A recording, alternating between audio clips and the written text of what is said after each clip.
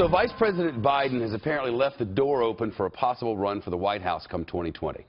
He told reporters on Capitol Hill yesterday that he is going to run for president, though it was sort of a word salad moment after an emotional ceremony, and today he backtracked a bit, saying he doesn't make decisions that far in advance. But the door is clearly open.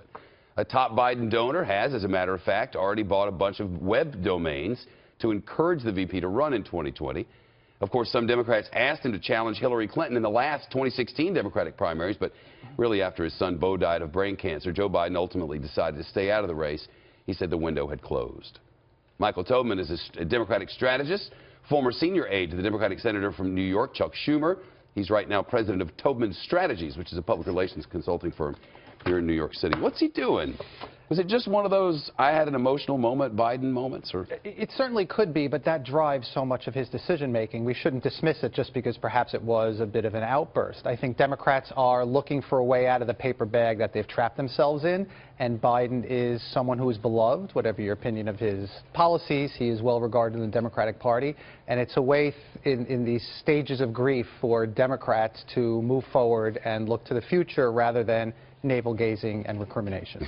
His numbers are good. Yes. He's a very popular guy. He's very popular with some of the kinds of people the Democrats lost to Trump. Very much. Rust Belt. Absolutely. And this is really an internal conversation that needs to happen in a national stage, not about who the new DNC chair is going to be or how Pelosi maintains her grip on power or what my former boss, Senator Schumer, is doing as the new Democratic leader in the U.S. Senate. It's a national voice, someone who holds an important national office, discussing the future of the Democratic Party. And how...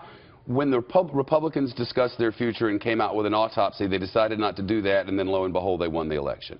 So how are the Democrats following? They're not doing very well. I'm probably going to get some angry calls and tweets after this. They're not doing very well at all.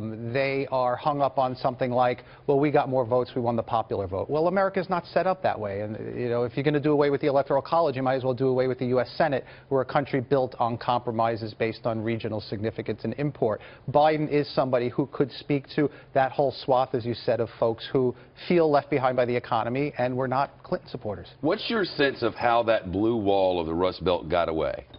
There really is this sense that folks were condescended to and that they weren't paid attention to, and they figured we'll just run up the numbers in urban areas. But what happened was a guy came up and told them we're going to bring all the jobs back. Like coal is going to come back.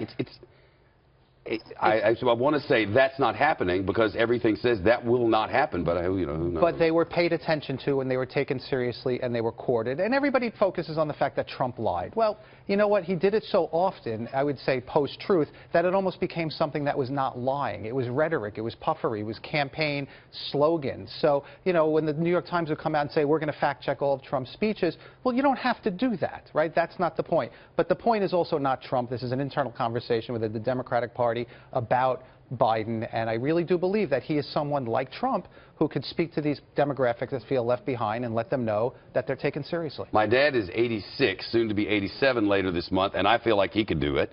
But 78 is not really young, and after a 4-year term, that's 82. Is that a consideration? I think 78 is the new 68, but okay. even that wouldn't be too young. Look, whether or not he even runs, this is an important conversation to be having, and he is someone with the stature and the affection within the party to insist that folks really move past their anger and recrimination and finger pointing and start looking to the future. Think he'll sit down with somebody? Because this was, they had just, there was a very emotional moment about his son, his now late son, and some of the reporters just sort of gathered around, and it slipped, and then he backtracked a little.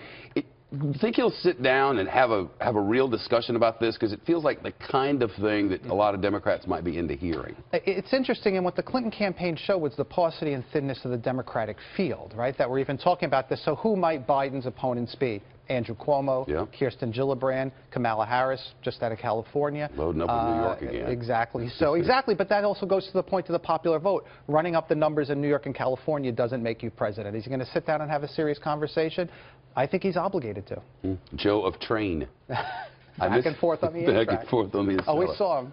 Yes. It's so good to see you. I hope you'll come back. Thank you so much. Thank you.